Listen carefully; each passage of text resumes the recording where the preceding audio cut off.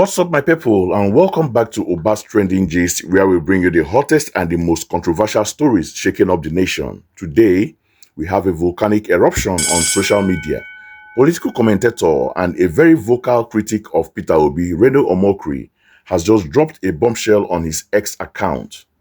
He's not just criticizing Peter Obi, he is calling for the Attorney General of the Federation to prosecute the former presidential candidate. The question on everyone's lips is this a legitimate call to protect Nigeria, or is it the peak of political warfare? So let us break it down. So what set Reno off this time? It all started with Peter Obi's so-called June 12 national broadcast. In that address, Obi made a powerful claim that this government has within 2 years borrowed far more money than the administration of President Umaru Yar'Adua, President Goodluck Jonathan, and President Muhammadu Buhari combined. A massive claim, right? Reno Omokri is calling it a monumental lie designed to sabotage the Nigerian economy. He counters with data he says is from the Debt Management Office, DMO. According to Reno, President Tinubu's government hasn't increased the debt. It has actually reduced it from $108.2 billion to $94.2 billion. Reno says this makes Tinubu's administration only the second civilian government after Obasanjo to have ever reduced Nigeria's national debt. He is basically saying Peter Obi is not just wrong, he is dangerously and maliciously wrong. But here is where it gets intense. Reno argues this isn't a one-time mistake. He presents what he calls a pattern of lies from Peter Obi. He listed a whole catalogue of accusations, so let's go through them quickly. So the first one is, Reno reminds us of when Obi allegedly claimed the national grid has collapsed earlier this year, a claim Reno says was false and for which Obi had to apologize. The second one is, he brings up Obi's comment on Tanzania shutting down its dams. Obi allegedly said it was because they had excess power, but Reno claimed the real reason was a devastating cyclone that caused nationwide blackout. The third one, remember the wheat donation from Ukraine? Obi called it a national disgrace. Reno's comeback. He points out that Egypt, a country Obi often praises, also received grain donation from Ukraine. The fourth one, Reno also tackles Obi's statement on Nnamdi Kanu, claiming Obi lied that a court ordered Kanu's release. Reno cites the Supreme Court ruling that Kanu must face his treason trial. And it gets personal.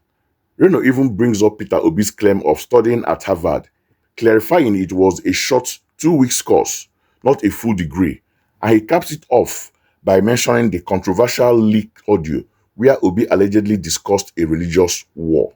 So after listing all this, Reno's conclusion is explosive. He says these aren't just harmless political jabs. He calls them psychological warfare and cybercrime that are hurting Nigeria's image and economy. He is officially calling on the Attorney General to make an example of Obi. Well, as you can imagine, the internet is on fire right now. The comment section under Reno's post is a war zone. So we have picked out a few responses that captured the mood. First, we have a response in support of Peter Obi, a user named NigerPetroid24. He says, this is just Reno being Reno. He is obsessed. Instead of this endless attack on Peter Obi, why doesn't he use his energy to advise the current government on how to fix the suffocating economy? Obi is holding the government accountable, and that's what a good opposition leader does. This call for prosecution is just a desperate attempt to silence him. And here comes another one from TruthSeeker01. Whether the exact debt figure is up or down, are Nigerians richer or poorer? Is food cheaper? Is there security? Peter Obi speaks for the common man who is suffering. Reno is focused on spreadsheet figures while people are starving. Let's focus on the real issue, not this political vendetta. But not everyone agrees. There's plenty of support for Reno's position. Here is a comment from Lagos Finest Gents. Fact. Thank you, Reno, for bringing these receipts. Lies have consequences. You can't just be throwing around false information that can scare away investors and damage the country's reputation just for a cheap political point. A leader must be held to a higher standard of truth. And one more from Data is King. This is not about politics. It's about integrity. Peter Obi's team needs to do better with fact-checking. The debt issue, the Tanzania issue, the Nnamdi Kanu issue, a pattern is clearly emerging.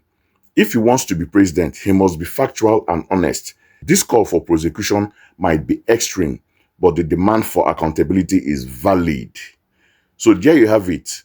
A political firestorm ignited by one man's post. On one side, you have people who believe Peter Obi is a victim of a political witch hunt, a voice for the masses being silenced. On the other hand, people who believe he is a purveyor of dangerous misinformation who should be held legally accountable. Now, I have to throw the questions to you, the jury of Oba's trending gist. Did you hear that? What do you think? Or is Reno Omokri's call for prosecution a valid defense for Nigerians' integrity? Or is it a tyrannical move to crush opposition? Is Peter Obi a liar? Or is he just a politician doing his job? Drop your own analysis in the comment below. I read every single one. Don't forget to smash that like button. If you found this breakdown useful, subscribe to the channel and hit that notification bell so you never miss out on the trending gist. My name is Oba, and I'll see you in the next video.